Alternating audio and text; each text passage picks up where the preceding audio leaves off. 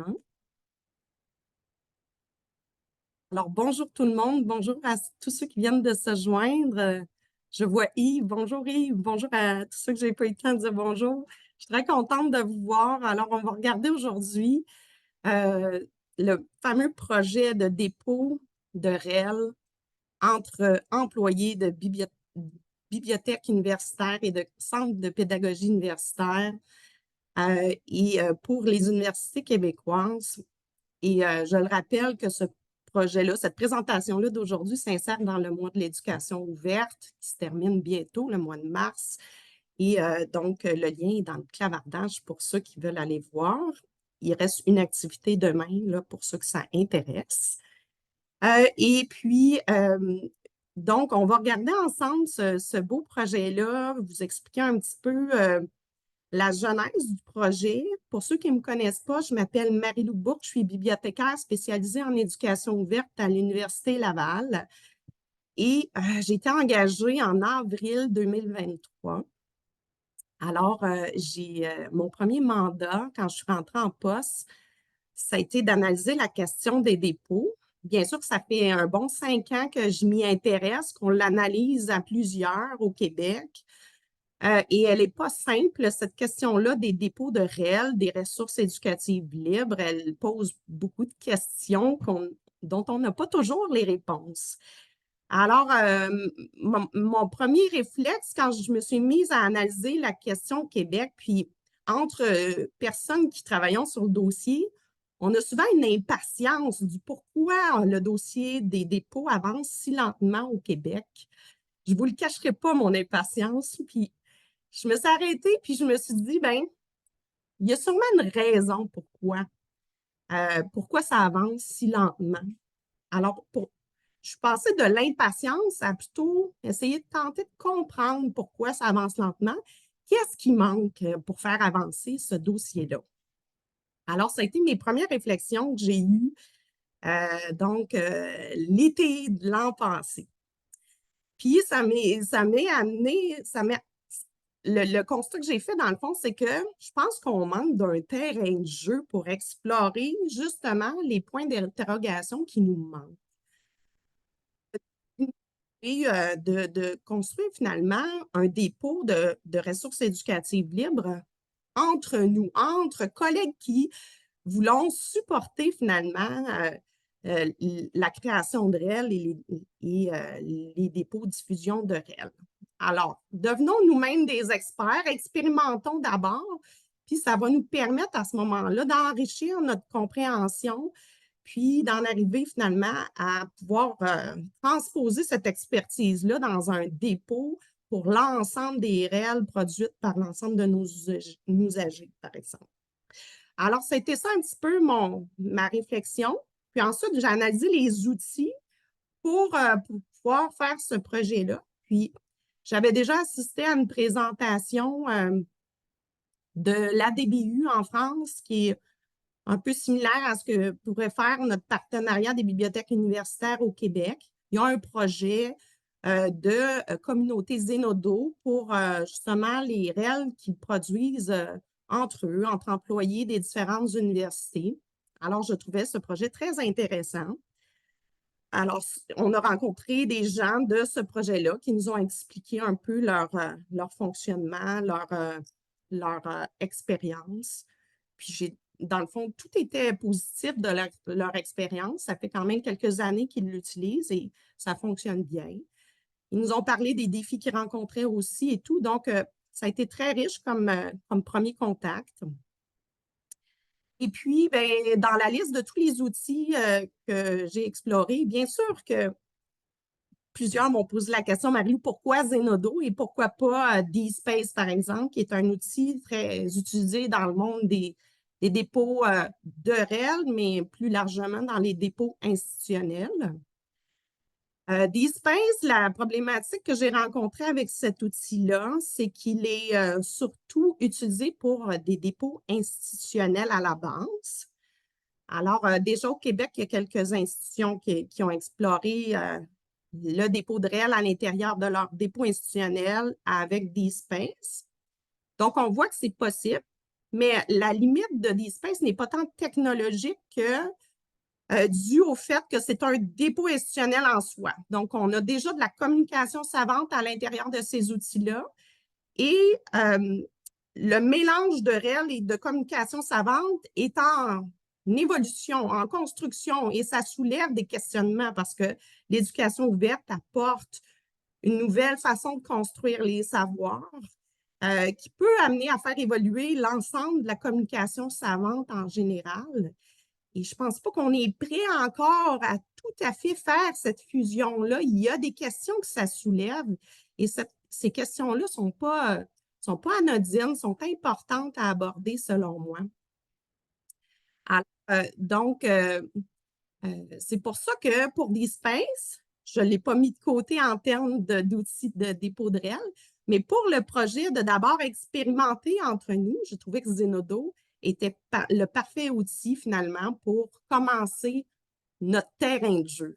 Alors, et d'apprendre entre nous, parce qu'en fait, les barrières, selon l'expérience de la DBU, puis de ce que j'en comprends de tous les dépôts, les barrières ne sont pas tant technologiques, mais beaucoup humaines, en lien avec toute la confrontation de ce changement-là, du partage de nos savoirs, de la validation des savoirs. Alors, ça soulève beaucoup d'éléments qui sont pas nécessairement liés spécifiquement à l'outil, mais donc, peu importe l'outil, on peut évoluer à travers ces idées-là, mais il faut les expérimenter nous-mêmes d'abord.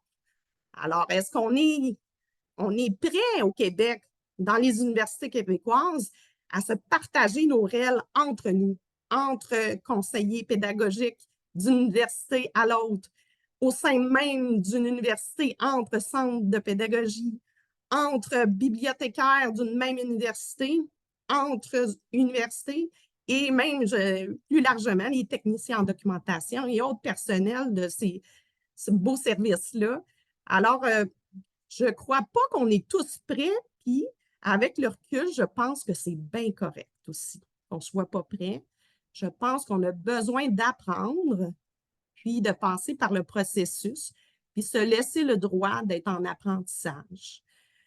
Et j'espère que vous allez embarquer dans ce beau projet-là avec nous. Alors, l'idée, c'est qu'on lance à l'Université Laval ce dépôt-là.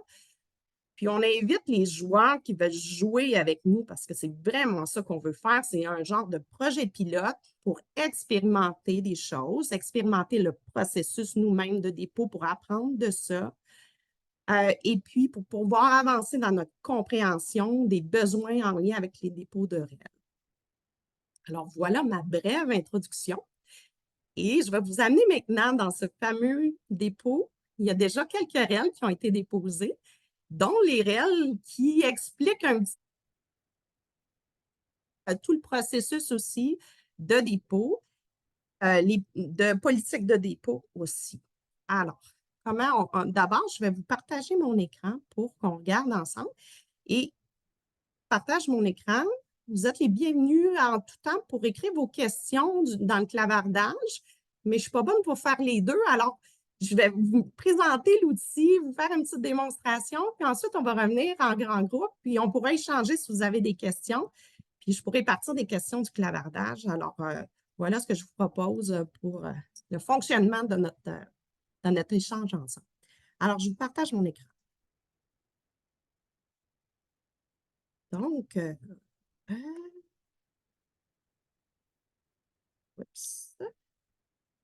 alors, dans Zenodo, donc, si vous allez dans Zenodo,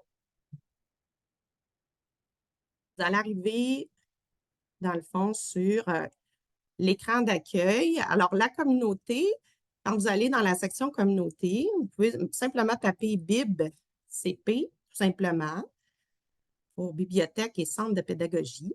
Alors, vous allez tomber sur la fameuse communauté REL BibCP des universités québécoises. Donc, quand on clique dessus, alors, vous voyez les résultats qui sont présentés des REL déjà déposés.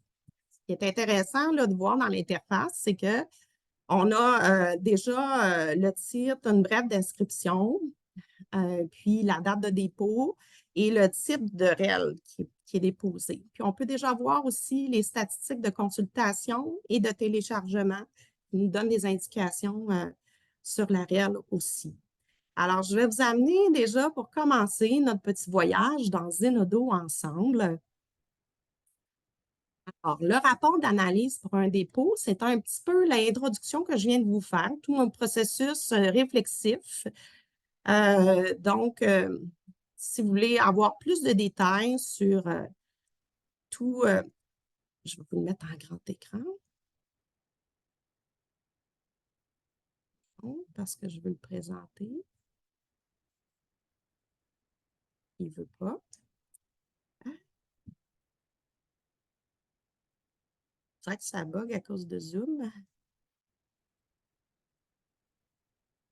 Donc, on oublie le grand écran, mais tout ce que je voulais vous montrer, en fait, c'est que, vous voyez, vous avez toute la mise en contexte et puis il y a des exemples que vous pouvez aller consulter de d'autres réels et tous les avantages que j'ai soulignés par rapport à l'outil de Zenodo, ses fonctionnalités et pour arriver finalement au rapport d'expérience en lien avec les membres de la DBU dont je vous parlais tantôt. Donc, si vous voulez avoir tout le détail, vous pouvez aller consulter.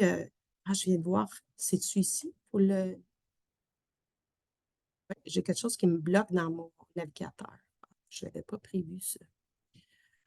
Bref. Ensuite, si on va plus loin, donc le rapport d'analyse. Ensuite, on arrive au traitement des dépôts de REL dans la communauté.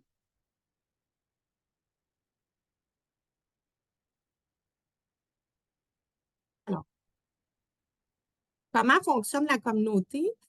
Dans le fond, pour les gens de l'Université Laval, on a déjà une politique de dépôt pour l'Université Laval. Je vais vous la montrer tantôt. Elle est déposée aussi dans Zenodo. Et puis, pour les autres universités qui voudraient se joindre à nous, alors pour l'instant, le projet est géré à l'Université Laval dans l'idée qu'éventuellement, peut-être, il soit annexé au groupe d'expertise en éducation ouverte du Partenariat des bibliothèques universitaires du Québec. Alors, je suis coprésidente de ce groupe-là avec Mouna Moumen à l'Université de Montréal. Et donc, le groupe a accepté, dans le fond, d'endosser le projet. Donc, on part le projet pilote et puis, éventuellement, mais le PBUC pourrait prendre le relais de ce projet-là et de le gérer. Donc, s'il y a déjà des gens d'autres universités, donc des gestionnaires d'autres universités qui sont prêts à faire le saut et venir expérimenter avec nous, alors, il suffira de me contacter. Je vais vous donner l'adresse courriel là, à la fin de la présentation pour qu'on fasse une entente, dans le fond, une politique de dépôt propre à votre université. Le mot d'ordre, c'est vraiment flexibilité. Alors, on veut pouvoir laisser libre cours à chacun des établissements en termes de critères de dépôt. L'Université Laval fournit des critères de base très généraux et dans le fond, chacune des universités pourra venir rajouter des spécificités à cette politique de base-là. Une fois que l'entente est établie, on produit simplement un document qui est déposé ensuite dans la communauté et les membres de cette université-là peuvent ensuite déposer dans la communauté en suivant les directives de leur politique. Pour en venir à... voilà, il fonctionne dans ce cas-ci. Alors, donc, la politique de dépôt générale, donc, en gros, là, ben, comme je le mentionnais, ça s'adresse vraiment à l'ensemble des bibliothèques universitaires et des centres de pédagogie. Mais je suis ouverte aussi à d'autres possibilités si il y a d'autres éléments de vos universités qui produisent des REL similaires. Vous pouvez leur mentionner de me contacter. On est ouvert à toute discussion. Le processus de qualité des REL doit être pris en charge par l'institution. Nous, à l'Université Laval, vous allez voir que ce qu'on vérifie dans la politique de base, c'est vraiment les éléments de base. Alors, par exemple, tous les formats de REL sont acceptés dans le dépôt, toutes les langues aussi. Idéalement, on demande de fournir les fichiers éditables et les fichiers de diffusion. Par exemple, pour un fichier PDF, on va vous demander de nous fournir le fichier Word ou PowerPoint qui vient avec. Pour les dépôts de plusieurs fichiers, il n'y a pas de problème. Donc, les REL, on encourage finalement les REL à plusieurs fichiers sans problème, en autant que ça respecte la taille limite des dépôts de Zenodo. La REL doit avoir une licence ouverte, idéalement sous licence CC. On encourage fortement, c'est sûr, tout ce qui est REL, donc en ressources éducatives libres, mais on accepte aussi les ressources éducatives en libre accès. Ensuite, la qualité linguistique, on vous encourage finalement à ce qu'elle soit de bonne qualité. Idéalement, ça peut être avec écriture épicène inclusive, rédigée dans un langage facilitant la réutilisation. Comme c'est un projet pilote, on analyse tous les dépôts avec grand intérêt. On vous encourage à explorer vraiment toutes sortes de types de REL à déposer.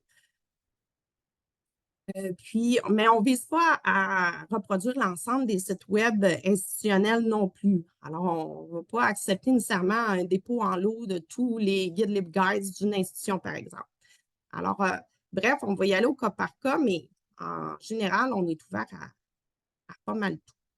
Les dépôts seront validés aussi en fonction des métadonnées de REL. On a travaillé avec un groupe de métadonnées de REL de la Fabrique REL pour établir finalement une corrélation entre le guide de métadonnées de REL qui avait été fait il y a quelques années et le formulaire de dépôt de Zenodo. Donc, on en est venu à une espèce de formulaire des métadonnées de REL pour Zenodo, donc qui est en annexe du document. Pour la procédure de dépôt, les institutions peuvent choisir finalement de déposer. On va favoriser dans le fond que ça peut être centralisé à une personne d'un établissement. Par exemple, si on a une entente avec Sherbrooke, ça pourrait être un bibliothécaire au traitement documentaire de l'Université de Sherbrooke qui pourrait être responsable de recevoir les dépôts, de les valider et de venir les déposer dans la communauté pour ses collègues. Puis, il y a deux façons de pouvoir déposer. Alors, soit qu'on se crée un compte Zenodo, puis je vais vous montrer tantôt comment faire un dépôt ensuite. Ou soit que si vous n'êtes pas à l'aise avec l'idée de vous créer un compte, vous pouvez simplement compléter le formulaire de métadonnées qui est au format Word inclus dans ce dépôt-ci. Puis nous l'envoyer à l'adresse rel@bibl.ulaval.ca. Donc, c'est deux façons de pouvoir déposer dans la communauté. Et une fois que le dépôt est fait, vous allez voir à l'intérieur de l'interface de Zenodo, il y a un petit espace de clavardage ou d'échange, du moins en lien avec le dépôt que vous avez fait. Donc, c'est Xavier Lemire, qui est bibliothécaire à l'Université Laval à notre service de traitement documentaire, qui s'occupe de la validation des dépôts qui seront reçus. Alors, lui, il va s'assurer de un, que ça vient d'une personne avec qui on a une entente, et de deux, donc, va procéder juste à l'analyse en fonction des métadonnées et de la politique de base. Pour les gens de l'Université Laval, précisément, alors, dès maintenant, vous pouvez vous prémunir de votre avantage sur les autres, c'est qu'on a déjà une politique. Vous pouvez vous-même vous créer un compte Zenodo et faire la procédure par vous-même de déposer votre REL, que vous soyez membre de la bibliothèque ou d'un centre de pédagogie. Et ou vous pouvez aussi passer par la boîte courriel sans problème. Là, les deux options sont bonnes pour vous. Zenodo est bien fait. Là. Il y a des notifications qui vont vous informer finalement quand, par exemple, Xavier manque d'informations pour faire votre dépôt. Il va vous le demander via l'interface de Zenodo. Et vous allez pouvoir finalement ajouter les informations manquantes, par exemple. Et même à l'étape finale où il y aura la mise en ligne de votre aile, vous allez recevoir une notification courriel aussi, si vous faites bien sûr votre dépôt via l'interface de Zenodo. Pour ce qui est du formulaire, mais ensuite, dans le document, il y a toute la procédure, mais nous, on va le faire ensemble. Je vais vous faire une démonstration de ce que ça peut donner pour faire un dépôt d'une REL dans Zenodo. Mais avant de vous montrer, je voulais, oui, rester dans le document juste pour m'excuse pour le mal de cœur. Je vais vous montrer à la toute fin, dans le fond, le fameux tableau des métadonnées de REL de Zenodo. Alors, vous voyez, c'est les champs qu'on a qui sont dans Zenodo, puis on a lié ça avec le guide des métadonnées de REL et les éléments propres à chacun des champs. Donc, vous pouvez vous baser là, pour vous guider si vous avez des questions, dans le fond, sur les champs qu'on vous demande de compléter. Mais on vous demande minimalement de simplement remplir le formulaire Zenodo au mieux de votre connaissance. On ne vous demande pas de jouer à l'expert. On vous demande vraiment de faire votre dépôt comme monsieur, madame, tout le monde, comme un usager. Puis sentez-vous pas mal si vous ne comprenez pas tout du formulaire ou des métadonnées. Xavier va être là pour faire vraiment le relais avec vous puis vous poser les bonnes questions s'il manque des informations. Alors, donc, voilà pour la portion du traitement.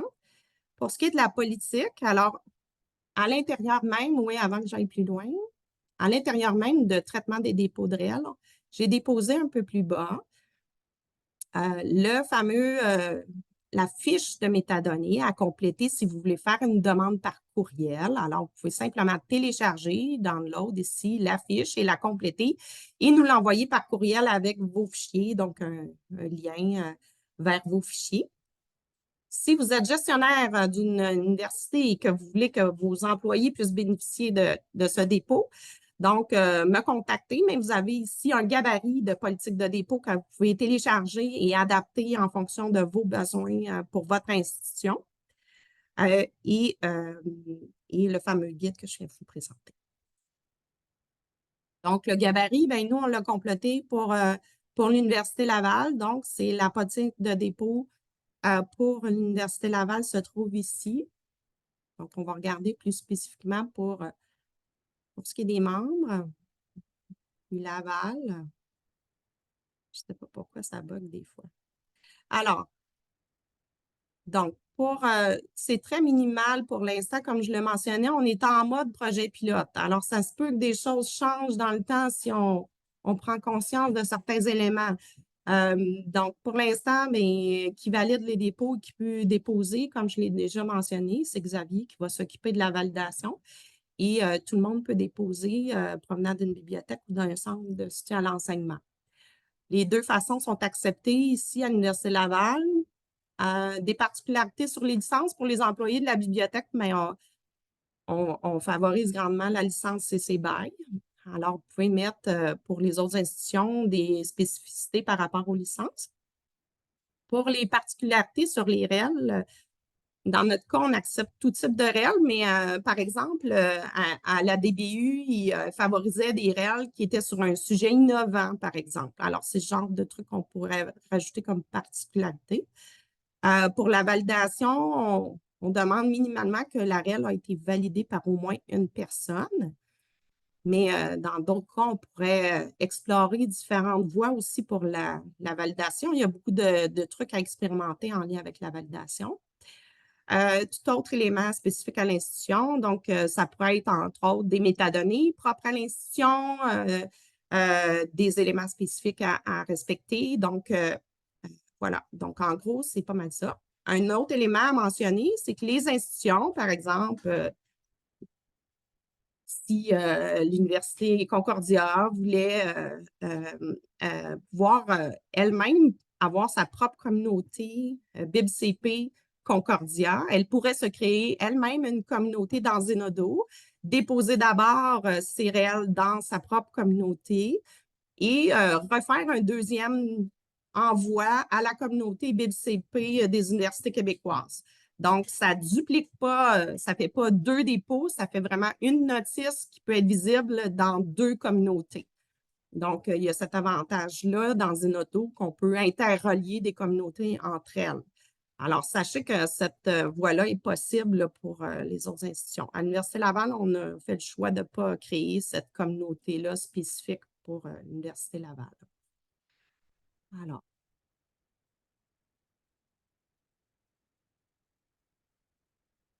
Donc, voilà pour ce qui est de la politique. Alors, disons que je suis membre de l'Université Laval et je veux faire mon propre dépôt.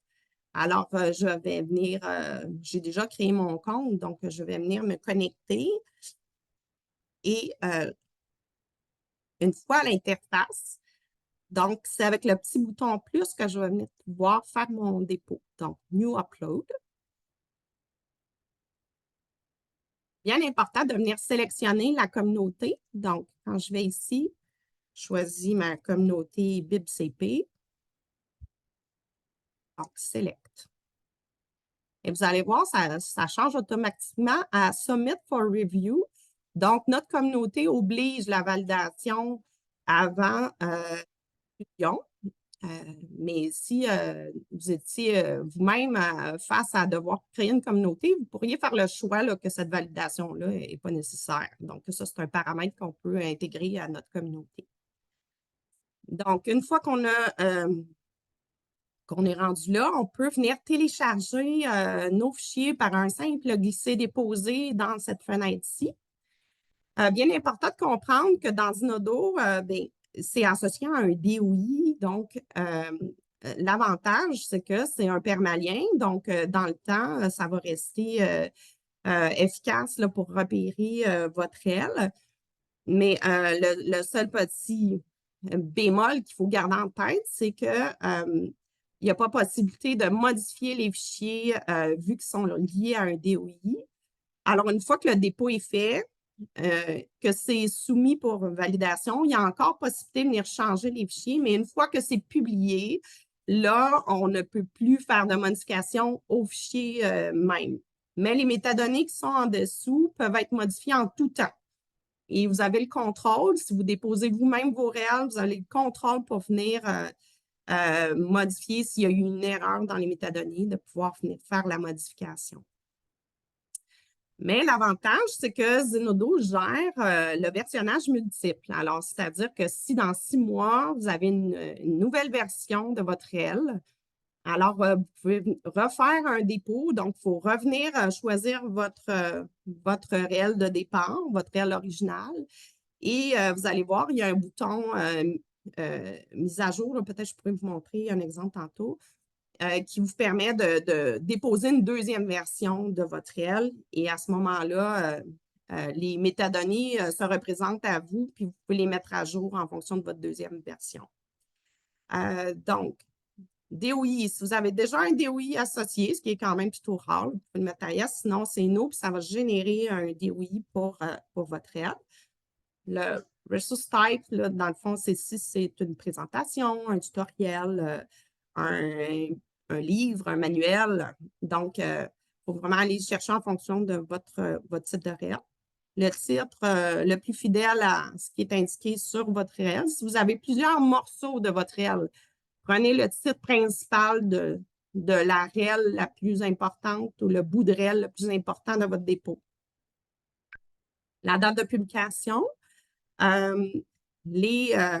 Les créateurs, alors Zenodo fonctionne avec ORCID, alors on peut rechercher par numéro d'ORCID ou même ISNI, là, je connaissais moins, mais Xavier me disait que ça peut être une possibilité aussi.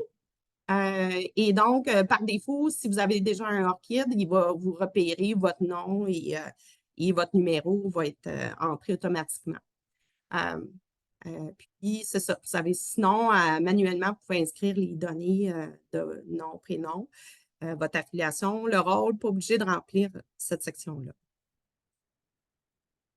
La description, donc, permet de mettre un bref résumé de votre REL. Et ce qui est moins évident dans Zenodo, là, quand vous cliquez sur Add Description, ça vous permet d'aller ajouter différents types de champs, donc une note, par exemple, ou une table des matières. Donc, il faut le savoir là, que c'est sous description que se trouvent ces éléments-là. La licence attribuée à votre aile, donc, vous pouvez aller vérifier toute la liste des standards des licences. Par défaut, ils vont sortir la CC BY. La liste des contributeurs, c'est un peu comme les auteurs. Pour les mots-clés, vous pouvez mettre 3 à 5 mots-clés que vous jugez pertinents pour décrire votre aile. La langue, donc, si c'est français, c'est FR, anglais, ENG. Pour les dates, on peut prendre la date de création, created seulement, puis d'inscrire cette date. Pour la version, on conseille de mettre année-mois. Donc, si vous avez une deuxième version, mais ça sera l'année-mois de votre deuxième version qui s'affichera. Pour le publisher, normalement, on va enlever Zenodo pour aller mettre l'institution, par exemple, Université Laval. Et pour les autres champs, là, c'est moins souvent, c'est plus optionnel. À part pour les related works, par exemple, si vous avez un fichier vidéo, ça se pourrait que vous ayez le fichier MP4 à déposer, mais que vous ayez aussi une version de diffusion dans YouTube, par exemple. Alors, c'est ici qu'on peut venir intégrer le lien YouTube là, pour que ça soit interrelié à votre fiche. Puis, voilà, c'est à peu près tout là, pour le reste, c'est ça, c'est un peu plus rare, là, les éléments. Donc, une fois que tout est complété, vous faites Submit for Review et c'est Xavier qui va prendre le relais pour venir valider la REL qui est déposée. Et Xavier est très efficace. Il m'a mis ça hier, déjà 5-6 REL en 15 minutes. Alors, bref, euh, euh, Xavier va être là pour faire la mise en ligne de vos REL. Donc, voilà, qu'est-ce que je voulais vous montrer aussi? Oui, je voulais revenir. Juste pour... c'était lequel déjà? Je ne me souviens pas. C'est celui-là. Je voulais vous donner un exemple. Oui, en gros, juste vous montrer, oui, c'est ça, l'interface. Ici, je suis en mode où c'est moi-même qui ai déposé la REL, alors je vois les boutons ici qui s'affichent. Donc, si je veux me déposer une nouvelle version de cette REL-là, ben, j'ai le bouton qui s'affiche ici pour venir mettre une nouvelle version. J'ai accès aux statistiques de consultation, ce qui est très, très utile aussi pour suivre l'évolution d'une REL, voir si elle est populaire ou non. Puis, ça peut être surprenant aussi. Des fois, il y a des règles, on s'attend à ce qu'ils soient très populaires, puis ils sont peu. Puis d'autres, ben, ils sont vraiment plus qu'on s'attendait. Donc, ça nous donne une différente perspective aussi sur nos savoirs qu'on produit. Ici, les versions, c'est ici qu'on va voir à chacune des versions que vous allez produire, il va y avoir un DOI spécifique. Puis, il y a ce qu'on appelle un DOI central qui vous mène vers la fiche de l'ensemble de vos versions. Donc, on vous encourage fortement à utiliser cette URL-là pour référencer vers votre REL. Donc, c'est vraiment le lien DOI permanent. Zenodo est lié aussi, il est indexé dans OpenAir automatiquement. Et puis, c'est ici qu'on voit les mots-clés. J'essaie de vous montrer tous les éléments de l'interface. Donc, les métadonnées de droit. La citation aussi, qui peut être très utile. Donc, un copier-coller de la citation pour les gens qui réutilisent votre REL, c'est facile. Puis, il y a même l'élément pour choisir son style. Puis, donc, ici, vous avez les fichiers que vous pouvez prévisualiser ou télécharger au besoin. Alors, ça fait le tour de ce que je voulais vous présenter en termes de présentation. J'ai sûrement oublié des éléments, mais j'aimerais aussi vous entendre, voir avec vous vos questions, vos interrogations. Puis je regarde là, dans le clavardage. Sébastien qui me demande s'il est possible de faire du versionnage. Ma question est déjà répondue, alors je suis efficace. Donc, oui, Marjorie. Oui, moi j'avais deux questions. Je commençais par peut-être la plus précise. Je trouvais que c'était intéressant quand tu disais qu'on pouvait déposer plusieurs versions d'une même REL. J'ai vu ensuite que tu disais que autre chose intéressante, elles ont un DOI propre, puis il y a un DOI qui les rassemble. Ma question, c'est, j'arrive en tant qu'utilisateur sur la banque entière de réel, je fais ma recherche, je vois un titre qui me plaît. Est-ce qu'à ce moment-là de l'outil, on m'indique que il y a plusieurs versions sur ce titre de réel que j'ai vu qui m'intéresse ou pas? C'est vraiment, en fait, quand on recherche dans l'outil, on va tomber par défaut sur la règle principale. Alors, et tu le vois dans le fond, dans la notice de la REL, dans le bloc versionnage, je vous encourage à toujours vérifier cet élément-là. Ça vous indique s'il y a eu plusieurs versions de la REL qui ont été produites, mais par défaut, c'est la plus récente qui est repérable là, dans l'interface de recherche. J'ai D'accord. pas pris le temps de montrer l'interface de recherche parce que c'est pas la force première de Zenodo. Puis on veut travailler aussi à expérimenter. Zenodo a la possibilité aussi de faire d'être moissonné. Donc, on voudrait expérimenter le moissonnage de la collection dans d'autres outils, comme Sophia, comme d'autres dépôts de REL, entre autres. Fait que je le précise parce que je l'avais oublié. Mais donc, c'est ça, Marjorie, il faut vraiment aller dans la boîte des différentes versions mais c'est une excellente question. Merci. Merci. Puis, si je peux me permettre, ma deuxième question, c'est en lien avec les droits d'auteur, évidemment. J'ai vu qu'il y avait, il y avait des vérifications qui sont faites, etc. Je n'ai pas vu dans le processus s'il y a quelqu'un qui va vérifier les ressources que les gens utilisent dans les réels pour être sûr qu'on peut les mettre sous des licences CC. Il y a quand même, j'imagine, une certaine responsabilité des universités quand elles font un dépôt de réel comme ça. On ne peut pas tout faire. Est-ce qu'il y a cette vérification à un moment donné? Oui, excellente question, Marjorie. Puis c'est pour ça que je trouve important qu'on expérimente par nous-mêmes d'abord avant d'aller vers un dépôt plus large pour nos usagers. Ce genre de questions-là est importante. Les dépôts institutionnels ont déjà ces éléments-là dans leur réflexion, puis ils font déjà ce genre de validation-là en partie. Mais on n'a pas toutes les réponses par rapport à ça. Dans notre cas ici, on parle de gens des bibliothèques et de centres de pédagogie. C'est sûr que je recommande beaucoup qu'il y ait une personne centrale, ça je le recommande, par institution qui va s'occuper de valider les dépôts. Puis ça serait une des tâches de la personne de vraiment s'assurer du respect des règles en termes de droit d'auteur.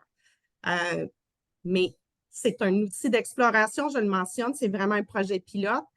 Je n'ai pas toutes les réponses en ce moment, puis je vous encourage à travailler avec moi à les trouver, ces réponses-là, puis à en arriver justement à ce qu'on évolue à travers ça. Puis ça nous prend des bibliothécaires spécialisés en droit d'auteur pour avancer dans ce dossier-là. Alors, Marjorie, tu vas être la bienvenue pour nous alimenter. Ben oui, mais tu sais à quel point ça m'intéresse. Ben merci. Et moi, il y a pas de problème pour la non-réponse. C'est que j'ai toujours cette question et je la poserai tant qu'il n'y aura pas une réponse Oui, qui me sera apportée parce que ben, moi, ça joue quand même beaucoup dans mon mandat. Donc, OK, encore en réflexion. Ben, c'est parfait. Merci beaucoup, Marilou. ça fait plaisir. Puis le projet se veut être fait en éducation ouverte, c'est-à-dire que moi, j'ai mon morceau de casse-tête, il n'est pas parfait, il n'est pas complet. J'ai besoin de vos morceaux à vous pour qu'on puisse faire le casse-tête tout le monde ensemble. C'est vraiment ça l'idée. Marianne, question. Oui, merci beaucoup, Marie-Lou, pour la présentation. Très claire, très pertinente. C'est excitant de voir des ressources dans la communauté. Là, je regardais les dates. Xavier a travaillé fort dans les derniers jours. Oui, C'est super. Alors, ben merci aussi, Marjorie, pour la question, les questions posées. C'est intéressant. Moi, t'as un peu comme tu m'as un peu précédé, Marie-Lou. C'était vraiment en lien avec moissonnage, puis les cibles dans Sophia, puis avoir aussi, puis peut-être au bénéfice de tout le monde, euh, quels seraient tu sais, les projets ou les initiatives là, à venir, puis toujours en lien avec les habitudes de recherche des utilisatrices, utilisateurs potentiels de ces ressources-là, sachant que moi, CP, je vais pas dans une banque. Tu sais, je vais pas dans EBSCO chercher. Tu sais, j'ai vraiment des habitudes de recherche différentes que des chercheurs et des professeurs. Donc, il y a ça à avoir en tête aussi. Donc, Tout à fait. j'aimerais voir là, vous en êtes tout parce que je trouve ça très, très intéressant. Mais elle est excellente ta question, Marianne, aussi de regarder les habitudes de recherche des gens. Les REL de Zenodo, en passant, sont repérables via Google et compagnie. Alors, euh, c'est ça aussi l'avantage, là. On n'est pas obligé de connaître Zenodo pour tomber sur ces REL-là. Donc, Oui. si je veux aller voir, par exemple, tu sais, s'il y a des collègues CP, là, je vois là, de l'UQAM, bon, est-ce qu'ils ont partagé quelque chose sur le DI ou peu importe. Est-ce que je devrais passer nécessairement par Zenodo pour faire ma recherche? Je parlais, tu sais, interface de recherche, interface de dépôt. En fait, tu sais, l'objectif à peut-être moyen terme, ce serait de nous diriger vers quel type d'interface de recherche pour des règles de nature pédagogique. Oui, excellente question. Et encore là, je n'ai pas toutes les réponses. Je peux vous dire qu'on a un comité ad hoc qui s'en vient aussi au PBUC qui va adresser, dans le fond, la question qui va réfléchir plus en profondeur à la question de l'intégration des REL dans SOFIA, notre outil de recherche au Québec. Donc, cet aspect-là, mais peut-être plus largement, éventuellement, on va analyser toute la question aussi de comment gérer cette chaîne-là du dépôt des REL? Qui s'occupe de faire les REL? En passant, je n'ai pas mentionné, mais on a un projet similaire au sein de la Fabrique REL, que vous connaissez peut-être. Donc, on a un Zenodo qui est maintenant en place pour les REL produites à la Fabrique REL. Alors, quelle chaîne on veut mettre en place? Est-ce que là, dans ce dépôt-là de la Fabrique REL, j'ai des REL de Sherbrooke, j'ai des REL de Laval, j'ai des REL.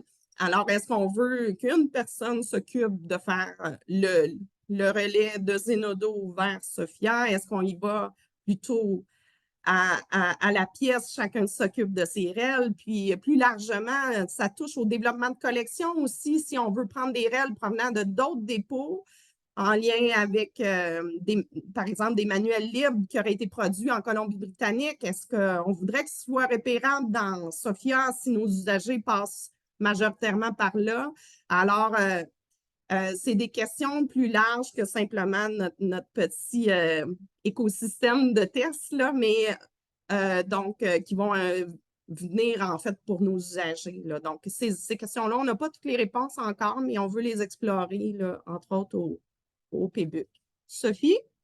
Je voulais juste dire que dans Sophia, ben, plus dans Discovery, là, j'ai vu que sur le site d'OCLC, il y avait une demande d'amélioration qui avait été faite pour qu'il y ait une limite dans Discovery, mais aussi dans Wildcat, qui serait ressources éducatives libres. Fait que si vous... parce qu'idéalement, effectivement, on voudrait que les gens, par exemple, si on produit des manuels ou des guides pédagogiques, on voudrait qu'ils puissent être repérables dans Sophia. Puis ben, moi, je vais être sur ce groupe de travail-là avec Marie-Lou, puis c'est sûr que c'est une préoccupation. Nous, à l'Université de Sherbrooke, on a déjà une trentaine de ressources éducatives libres qui sont repérables dans SOFIA, mais c'est ceux qu'on a dans notre dépôt institutionnel. Puis actuellement, les REL qu'on a dans notre dépôt institutionnel, c'est seulement les REL produites en collaboration avec la Fabrique REL, c'est qu'on sait déjà qu'il y a un système de validation. Pour faire du pouce sur ce que tu disais, Marie-Lou, ben, c'est sûr que la validation, c'est important. On ne fera pas de la validation du contenu, mais au moins, comme Marjorie, tu disais, il faut qu'on vérifie est-ce qu'ils utilisent des images libres de droit, est-ce qu'ils ont les permissions.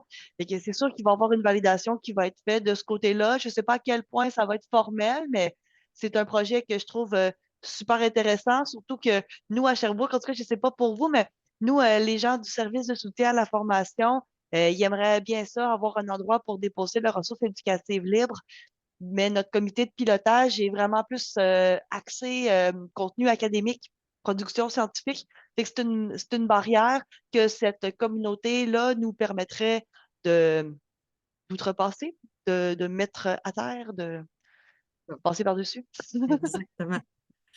Tu as tout compris. Merci, Sophie, pour ton intervention. Je regarde dans le clavardage. Il y a Elisane qui me demande Est-ce que tu offres déjà le dépôt de REL dans Zenodo ou ailleurs aux enseignants de l'Université Laval? Pour l'instant, je mentionne qu'on a comme mis en place pour la Fabrique REL, donc pour les projets qu'on accompagne avec la Fabrique REL.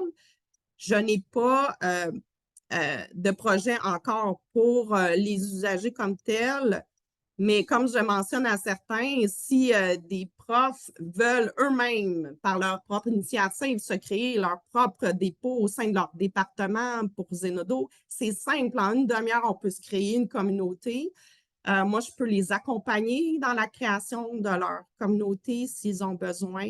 Je peux leur donner mon expertise, leur fournir nos fichiers qu'on a déjà produits.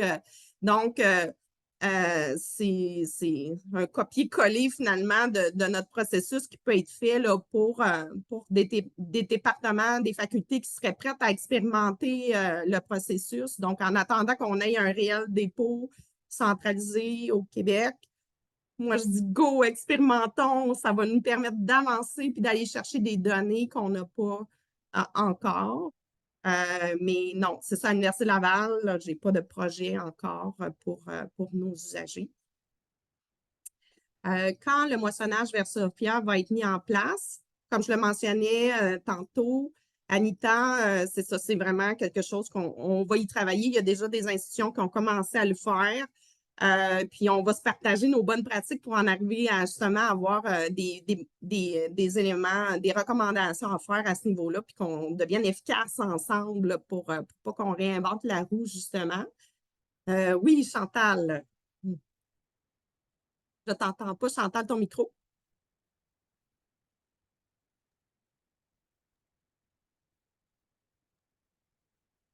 Là, ça semble fonctionner. Ça va. J'avais monté mon micro là, fait qu'il ne voulait pas se démuter. Et il ne voulait pas. Il ne voulait pas pantoute. Bonjour, j'ai une question sur la multiplication des dépôts. C'est vraiment une question naïve, là. Tu sais, vous avez fait le choix à Laval de ne pas dédoubler. Dans le fond, tu dis on va avoir une communauté. Il n'y aura pas une communauté CPBIB U-Laval. Mais en même temps, tu dis si un prof dans un département est prêt, je vais dire go, go, expérimente, mais est-ce qu'il n'y aurait pas un avantage à comme attendre un peu qu'on ait fait les tests entre nous, puis qu'on crée un vrai dépôt commun québécois? J'ai comme la crainte que l'éparpillement fasse que les réalisations qui sont faites en libre accès finissent par être moins visibles parce qu'elles sont disponibles dans 1 million de petits dépôts. Est-ce que la patience ne serait pas plus payante? Excellente question, Chantal. Puis je ne prétends pas avoir la vérité absolue. Mais de mon humble perspective, moi, ça fait 5-6 ans qu'on est en attente d'avoir un dépôt.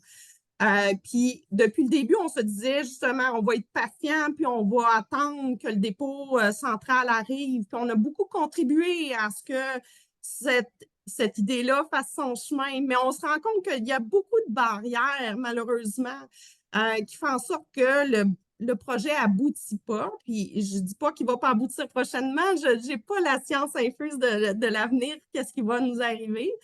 Mais en même temps, je pense que je suis rendue à un moment où je me dis, si on attend toujours puis que ça arrive dans 5 ans, 10 ans, je ne sais pas, je trouve que c'est du temps perdu où on ne peut pas explorer aussi. Alors, je ne suis pas contre ton idée non plus, que c'est sûr que ça prend de la patience, mais en même temps, je ne pense pas que demain matin, je vais avoir 15 000 personnes qui vont me demander non plus.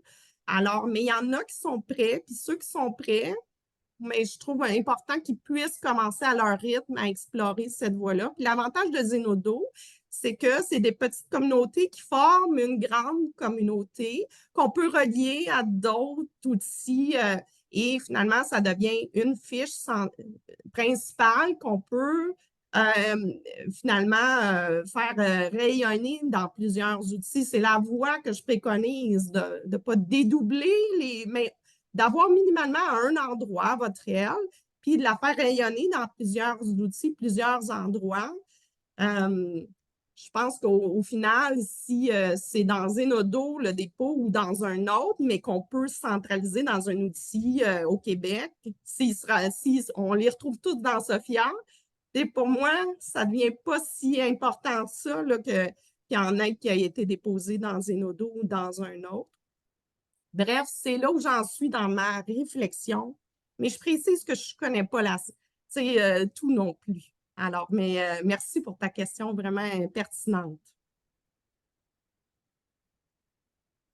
D'autres questions? Là, je retourne dans mon clavardage.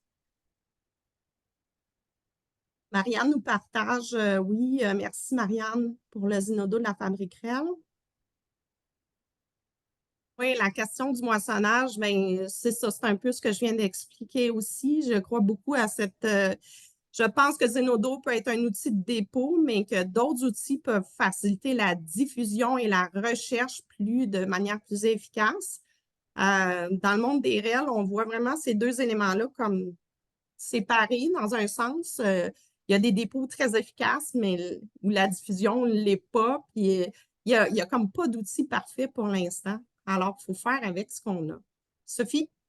Ben, je voulais juste revenir sur, tu l'as pas mentionné, Marie-Lou, mais il y a le projet national, le pavillon Rennes. Ça fonctionne depuis plusieurs années. Puis les ressources éducatives libres, en tout cas celles de l'Université de Sherbrooke, nos ressources éducatives libres, ils sont recensés dans pavillon Rennes également. Pavillon Rennes, c'est pas un lieu de dépôt, hein. On se souviendra que c'est ça qui manque actuellement aux universités, c'est un lieu de dépôt.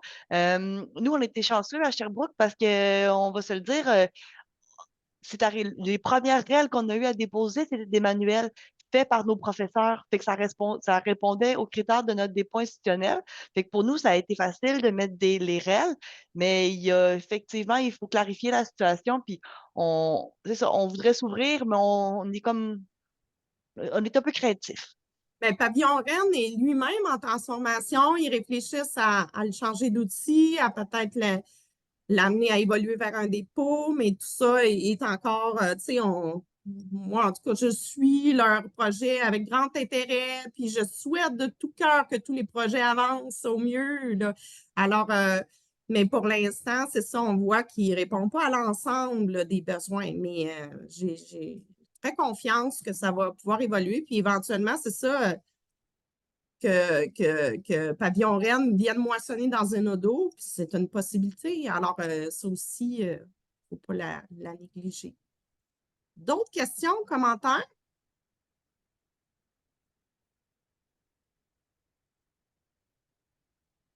C'est bon, mais je pense. Ah, Chantal, oui. J'en ai encore. Comment on fait pour signifier notre intérêt à joindre l'initiative?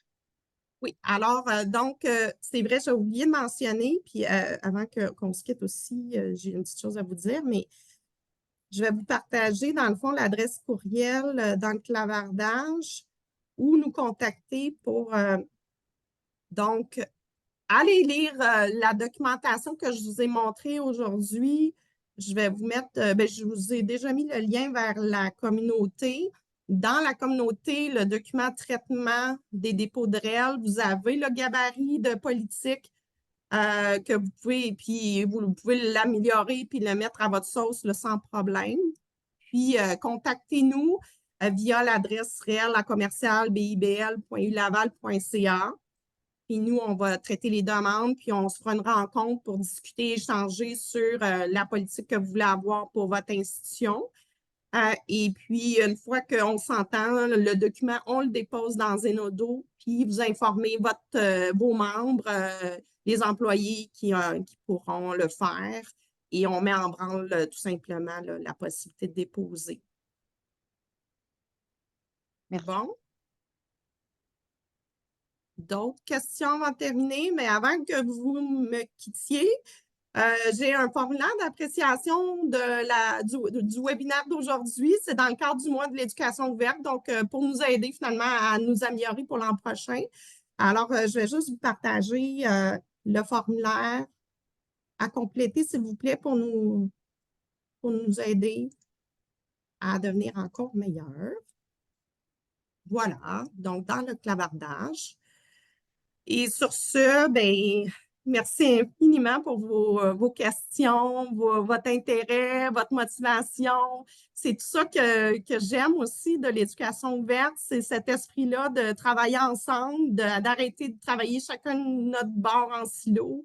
Moi, vous l'avez remarqué, je suis une amoureuse de la co-création, de travailler avec les autres, de reconnaître que j'ai pas tout, puis j'ai besoin de vous autres pour avancer. Fait que je pense que de plus en plus, si on travaille ensemble, on va devenir de plus en plus efficace pour le bien pour notre propre bien, puis de nos usagers aussi.